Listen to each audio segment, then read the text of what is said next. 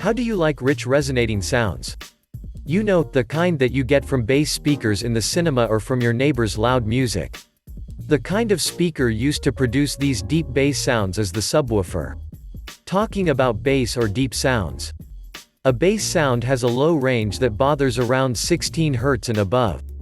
This range is usually picked and played by a woofer, a kind of speaker.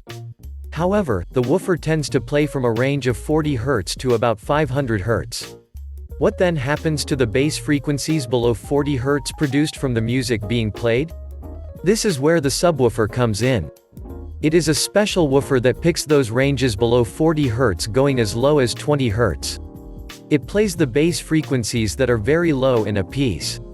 This way, it intensifies the low range of a regular loudspeaker and extending over higher frequencies. The frequency range of subwoofers varies according to the brand it represents, and its use.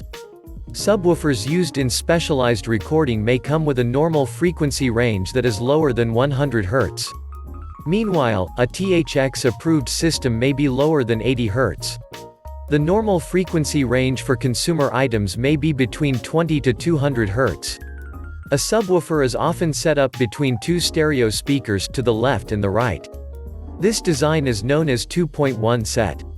That is two chief channels and a subwoofer responsible for the low-frequency effects (LFE) channel. When the subwoofer is surrounded by 5 main channels, then the system is known as 5.1. What are the components of a subwoofer? The components of a subwoofer will vary slightly depending on the maker and the choice of material or design. However, there are basic elements that every subwoofer must have. The suspension system. This is the mechanism that keeps the voice coil at the center of the magnetic system. It's made up of these parts. 1. The basket.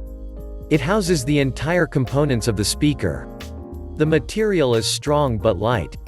This allows it to fend off unwanted resonance from the speaker. The basket can be made from steel or aluminum. 2. The cone. The cone is also called the diaphragm. It creates excitement in the air around it to produce sound as it moves back and forth. The cone has a dust cap. The dust cap protects the voice coil from the dust. 3. Spider.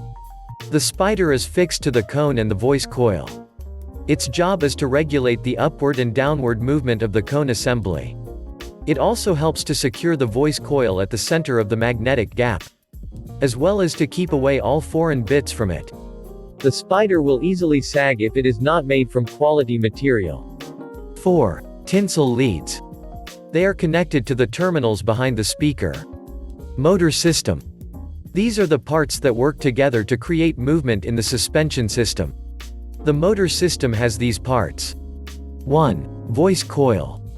This is made of a coil of wire that is wound round a cylinder and another part called former.